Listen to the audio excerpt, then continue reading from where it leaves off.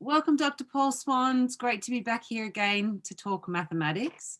And today we're going to be looking at attribute blocks, linking vocabulary with reasoning and problem solving. Now, it's interesting. My youngest son actually uses them in the early years, but they're not used as much with my oldest son, which I've noticed in the primary age. So I look forward to seeing the mathematical language, which I know that you're very passionate about, and how we use it for higher thinking, so reasoning and problem solving. So I'm not going to take much of your time. I'm going to hand it over to you. Thanks, Paul. Thanks, Heather. And look, I'm just going to start with a couple of basic ideas about attribute blocks. And probably the first thing is the name. They're designed about certain attributes. So we'll talk about the language and how the blocks are named, and then the attributes will become more obvious. The first thing I should make a comment about is sometimes people mix up what they call pattern blocks with attribute blocks, and that's a fair enough thing because there are some similar shapes in there. So what I'm going to do is just show you the difference between those and just talk a little bit about that as well. So I'm just going to pick one up, for example. What I have now here is that's actually a pattern block. And you see it's got a certain thickness to it, and it's a hexagon and so forth. What confuses people a little bit is this is a wooden one. It's about 10 millimeters thick, whereas generally they now come in plastic and they're 5 millimeters thick. So this is an example of a pattern block. And in the pattern block range of materials, there's things like a trapezium or trapezoid. If you're in the US, there would be a square and so forth. But in attribute blocks, I'm going to pick up a piece here, and I'll just happen to pick up a yellow hexagon. You can see how people could get confused. You can see, first of all, there's actually a thinness to it. And when I describe an attribute block, there are different attributes. So I'll go through them fairly quickly. So we can see that this one here, you look there, is thin, but that one is thick. So one of the attributes is whether they're thin or thick, for example. Another attribute, I'll just hold onto the thick one here, is whether they're large or small. So you can have larger versions of them and smaller versions. So I'm just going to grab this one here, and you can see that there's a small version. This one happens to be thin and that one's thick. And obviously there's a color change as well. So I'll just run through the various attributes and then we'll talk about them as it is. So to describe this piece here, I would call that large. Now, the only reason I can call that large is the comparative piece is small. I'd also call this thick. Look at the comparative piece, it's thin. It's yellow and it's a hexagon. So in 4 words, I can describe any single piece in an attribute block set. So large, thick, yellow, hexagon. But if I take this piece here, it's small. It's only small because I have a comparison piece. It's thin because I've compared the thin to the thick. It's red and it's a hexagon. So it's a small, thin, red hexagon. Now, the other thing that changes with this material is the shape. So the colors remain the same, so different colors. You can have different thicknesses. That happens to be a thin one. You can have the circle in this case here. And we can talk about that being large because we've got a small one. And so basically with 4 words, we can describe any piece. So I'm just going to take us over to the other camera, and you'll just see a little bit about the sets of attribute blocks and what we can do with them. So I'll just get you to have a look now. What I have is 3 sets here. There's a very small set and good for sort of home use and so forth. The one we typically use at a school is this one here. And so that one will be a certain size. That's the one we're going to use today. But you can also get jumbo sets, really good if you're working with younger children or if you wanted to do some demonstration work. So I'm just going to put them off to one side. And we're going to put a set in here. And it's a set that I've been using. So if you just have a bit of a look, you'll see exactly what I mean about the pieces that we've been referring to here. So there's your typical set. Now, what a lot of people don't realize is even when you buy the set, doesn't matter which sets you buy, they'll have some sort of template. So I'm just going to put here's one from one set. In this case, the template is actually the bottom of the box. There's a template at the bottom. So if you empty them out, which is what I'm going to do right now, then you will see that actually the bottom of the box has a template. And so instead of drawing around the pieces, you can draw around there and you'll get a better picture. And you start to see the different shapes and sizes and so forth. Now, if we look here, there's our full set. Now, for some people, the full set is a little bit too many pieces. So there's 64 pieces in a full set. And And so remember, we've got 4 attributes. We've got the size, the thickness, the shape, and the color. So there's 4 aspects there. If you remove one of those, it reduces the size of the set. So for example, we took all the thick ones out, there'd only be 32 pieces. Or if you took all the large ones out, there'd only be 32 pieces. So we can make it a little bit easier for children struggling a bit, or harder by adding those extra pieces in. Now, once again, we're just going to go through the same exercise. And the idea is, once I've taught you this vocabulary, we can start to build our logic and our reasoning. Now, this piece of equipment is really about this logic and reasoning, and it really focuses us on the idea basically of how the internet works. One big sorting machine in a sense, but you need some words in order to sort. So let's just have a bit of a look here. If I'll focus you back down onto the other camera, and you'll see what I mean. So we've got some pieces here, and remembering the 4 words define a piece, and I'm just going to pick up one piece randomly. So I picked up this one here, which is the blue triangle. Now you'll notice I can't decide whether it's large or small unless I have a comparative piece. So here I have the red triangle, and it's fairly clear that one of them is larger than the other. This happens to be thick. I can only make that comparison by comparing that one's thin. And so now my 4 words to describe this piece are, it's a small, thick, blue triangle. Let's take another piece. In here, I'm going to refer to this piece because I can see what a small piece looks like. So this is going to be a large piece. That's what a small one looks like. Large, thin, yellow, square. And that's what I was about to say. There's 4 words, and those 4 words will allow us to sort any piece in the set. And you can start to see naturally there's some sorting options here. And as I said, the internet really, if you think about it, is one big sorting machine. Databases that big companies use are one big sorting machine. And what you really need to be able to do is interrogate that database or the internet and such. In order to do that, we need to understand words. Some words, very small ones, make a big difference. I'll give you an example. The word and, it's only a 3-letter word, or the word or, 2-letter word, make a big difference. And we'll talk about sorting and classifying as we go. So if we just head down here, we'll talk about a couple of ways that we could sort. Some obvious ways here. So if you can see here, I'm just sorting according to shape. So I've put all the circles there, and I might put all the triangles in a spot and so forth. Obviously, another way I could sort would be maybe color. So we might just put all the red pieces together and so forth. I might sort according to thickness. I might sort according to the size. So straight away, I've got 1 or 2 criteria. But watch what's going to happen. I'm just going to change my language a little bit, and we're going to sort according to 2 criteria. So when you think we've been sorting by 1, just by color. But now let me put 2 words together and we see what is involved. So now what I want to do is sort by color and shape. So now if I wanted to find the red triangles, I've now got 2 criteria. You must meet 2 criteria, must be red, and it must be a triangle. So watch as I do this sorting and you'll start to see how it develops.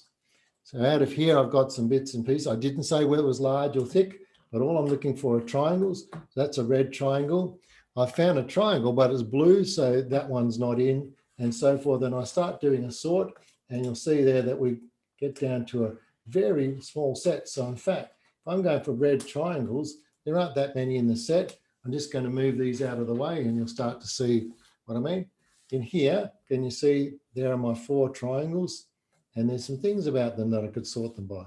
So this one here would be the large, thick, red triangle, large, thin, red triangle, small, thick, red triangle, and then the small, thin, red triangle. So that gives us that focus. Now, once we've taught those words, now in terms of the logic and the reasoning, the opportunities really become much larger. And so let me give you a few simple ideas you can do. By the way, if you don't have this sort of material, being able to sort a set of buttons come in sizes, thickness. They've got 1 hole, 2 holes, 4 holes. Some will be round, some will be triangular, some will be plastic, some will be made with cloth. Once you've established the language, you can do the sorting process. Even certain counters, for example, fruit counters. So you've got maybe in terms of your fruit, you've got the different types of fruit, bananas and apples and so forth, and there'll be different colors. Some counters come in small, medium, and large. So once again, as long as you establish the language, you can do all the sorting that's needed. So let's just go through a couple of little ideas and simple things. Now, one would be, and it's a really ideal sorting sort of idea, and I've just got here, can you start to see here, we've got two sorting circles, sometimes called grouping circles. These ones collapse in sitting in this point here, but straight away you start to get an idea of what they call a Venn diagram. And now what I'm going to do is put it onto a bit of our other camera, and you'll see what I mean about sorting with a Venn diagram. So I'm just going to put them down now, and you'll start to see that what I built in here is an overlap that happens here. And in the overlap is talking about items that are both in this set and in this set. So for example, here, we might put yellow things here. So I can put anything that's yellow. It doesn't really matter what it is. Yellow pieces might fit here, and that's fine. On this, and we might have a yellow triangle here and so forth. If the other criteria is triangles, so I can have any triangle here, then in fact, I'm going to have to shift the piece from here into here because these are yellow pieces, these are triangles. The attribute that's shared is if it is a yellow triangle. So you start to see how the sorting happens. Now, basically, that's called a Venn diagram, named after John Venn, who was a logician, not a magician, a logician. In other words, logic was the idea. Now, logic sits behind a lot of things we do, including a lot of the coding and programming that we use in when we're doing that sort of programming. Now, in here, did you notice that I used the word and? So it had one attribute linked with another one, had to have both criteria, or both attributes. But without the words, that's meaningless. So we start to see how this material starts to become very sophisticated in sorting. So let's just go a couple of other places. We might head to a little bit of coding. Now, coding is often used in STEM, and I'll show you how this sort of works in this environment. So once again, all I'm going to do here is I'm going to just put a spinner in place. You may have seen these before, but literally that shows us the words that go with it. So watch how I use the spinner and how that links to the material. So we'll just put you down on the other camera as well, sitting in place here. And essentially here, this is an attribute block spinner. And you might notice now that I'm moving away from just the oral language to the written language. And here we've got two possibilities. We've got large, notice it's written in a large font, and small written in a small font. We got thick written in a thick font. Thin, you may not be able to see, it's so thin there. We've got the various colors given to us and the shapes. So for example, one little activity that I would do with children is simply to spin this up, and remembering there's 4 words to describe an individual piece. So we're looking for the large, thick, let's make sure that's yellow, hexagon. So I'm looking for large, thick, yellow hexagon. So see how there's 4 bits of information that I'm keeping in my head, and it just so happens that I found the large, thick, yellow hexagon. So those 4 bits of information work that way. Now watch what I'm going to start to do, because once we've established the language, now we can really do some seriously good mathematics that happens here. The reverse is possible. So for example, I might pick up a piece. So I've just picked up what I'm going to, it's the large, thick blue triangle. So I say to children, now can you turn the spinner to show what triangle you picked up? Because some of these will be young children, can't all write all this material. So now I'm going to turn the spinner to show the piece that I have. So I'll just get you to have a look here. So a reminder of the piece we've got. So if you just want to head down to this other camera, you'll start to see what we're going to do with that. So it's large, so I'm going to turn that to large.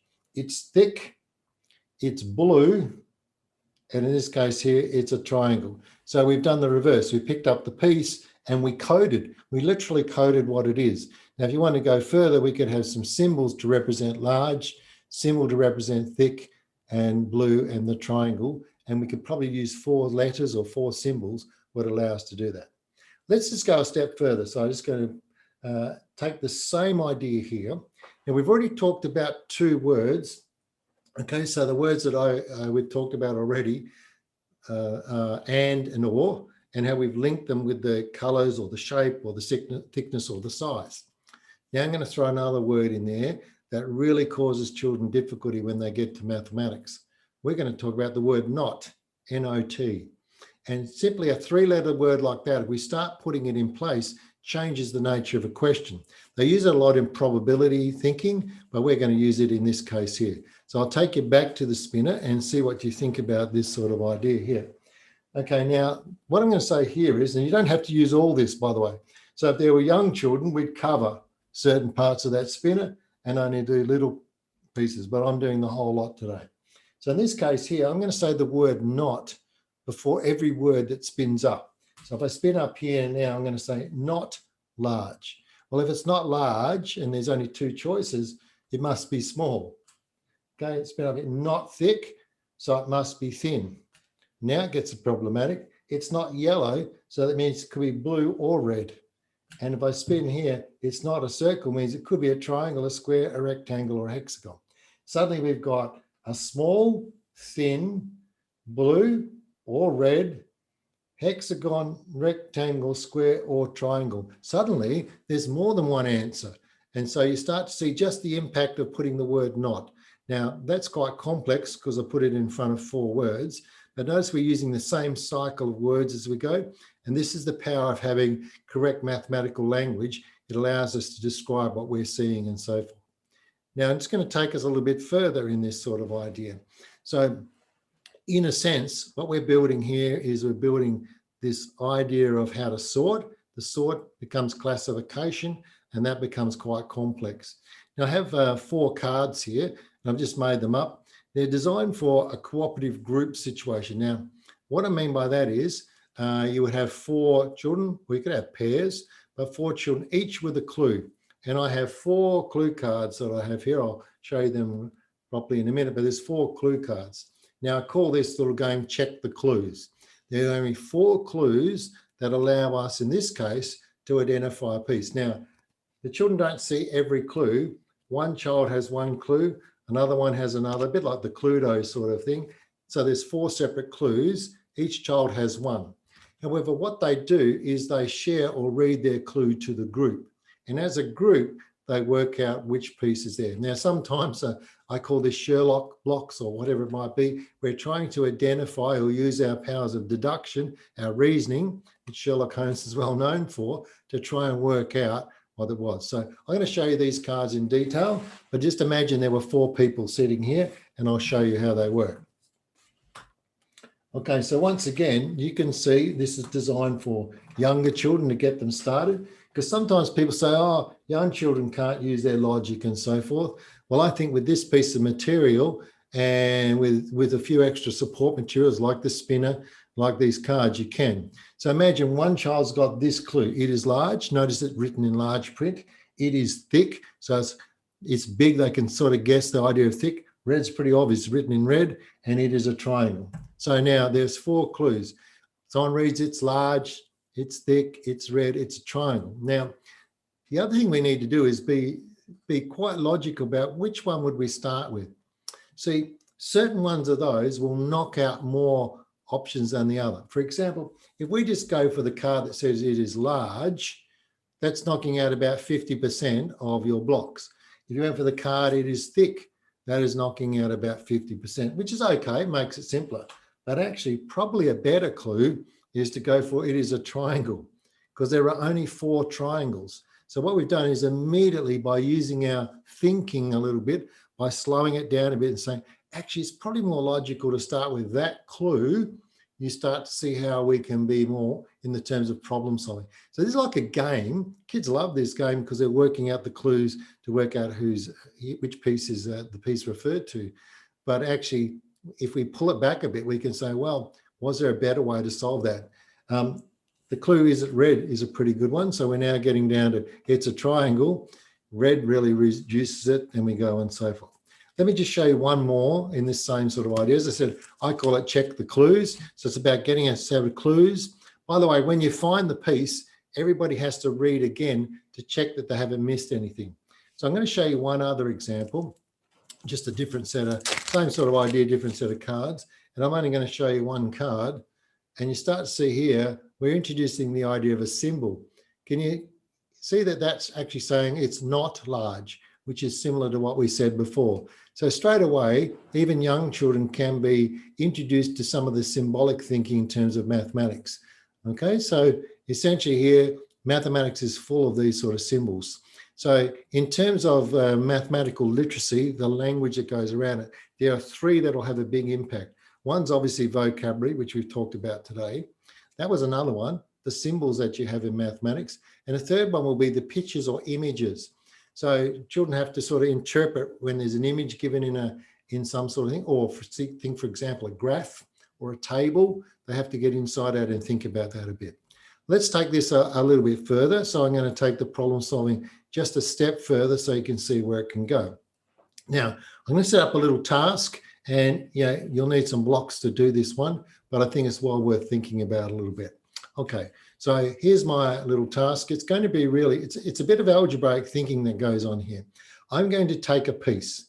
Okay, the piece I happen to be taking is the large, thick, blue triangle. Now we're going to have a chain or a linking piece that goes with this, and you must have exactly two things that are different. So we want two attributes that will be different. So let me give you an example. If I went to this one here, okay, there are some things that are the same and some things that are different. So this is a large, thick blue triangle.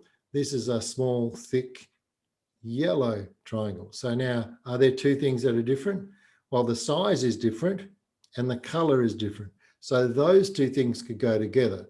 Are there two things that are the same? Yeah, thickness is the same, shape is the same.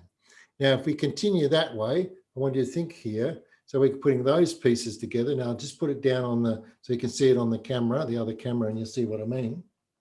Okay, at this point here, what we've got here is there's a linking rule. And the linking rule is there are exactly two things that are different.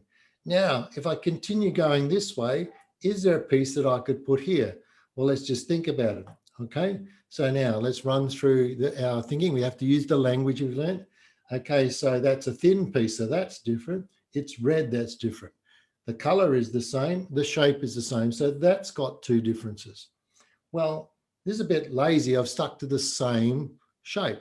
What if I change the shape? What things might happen? Well, let's have a look here. I'm going to change the shape.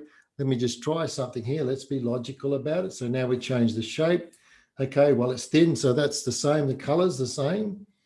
The shape is different, but the size is the same. So that one doesn't fit. How could I change it? Well, let me move this piece out. Let me think about this one. This is thick. So now let's think about it. That was thin. This is thick. This is a triangle. This is a circle. So there's two differences. Well, the size is the same and the color is the same.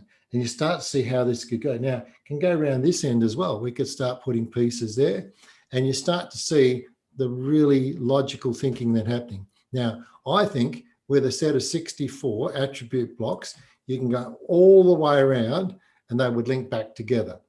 Not only that, it doesn't always have to be the same. That'll look different the next time you do it.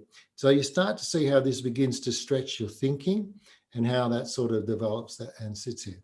Now, of course, other things that you can do with attribute blocks would be things like a matrix.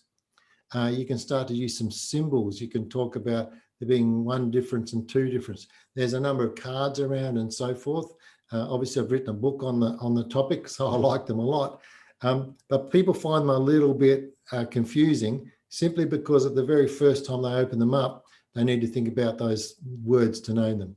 The other thing that I find confusing, remember, is that they mix them up with the pattern blocks. So pattern blocks can be in a tub separate. My recommendation always will be that you put your attribute blocks back in the box. In fact, what I've done here is actually laminated this box so it slides on and they pack away back into the box, right? And that way you check that you've got them all. Now, even getting them in and out of the box makes a difference. And one last reminder, remember that I said there's a template here. So if you wanted to draw it, you can draw inside the template rather than sort of go across your blocks. I see lots of lovely blocks and someone's drawn it with a texture and gone across the top. It just messes them up a little bit. That's it. And as I said, this is the basis of other ideas. So if you ever played the game Guess Who's about the attributes. You can get attributes. I said you can sort anything by shape and color and size, including certain types of counters. You can sort buttons, you can sort nuts and bolts that go together. But the key part with any sorting is to establish what the language is first, like I did before when I talked about it being a large, thick, red triangle. So hopefully there's a few thoughts for getting the maximum out of it. As I said, you can go right through to secondary school with this, particularly when you use the matrix sort of thinking. But hopefully that gives a bit of an overview of how you might use attribute blocks. So hopefully that's useful to you, Heather, and your children as well. Hi, Paul. Thank you so much for that. That was great, breaking down the language, the vocabulary, symbols, and images. Also, what I love, I know you're very passionate about, you have a book, don't you, on the language of mathematics? Is that yeah, correct? well, it's interesting. Yeah, sort of probably too passionate about it. I've got a word list, 2 different dictionaries. We've written one for younger children called a Junior Illustrated Dictionary. And the idea is that as children's understanding of vocabulary develops, they can write extra bits in where they know it. For example, hexagon. One of the things I like them to put in there is where they fit in the real world, like a beehive. And as they get older, they'll understand why beehives, this sort of shape will tessellate, so it fits together nicely. So as children's understanding develops, they can expand their vocabulary, really. They are all available on your website, is that correct?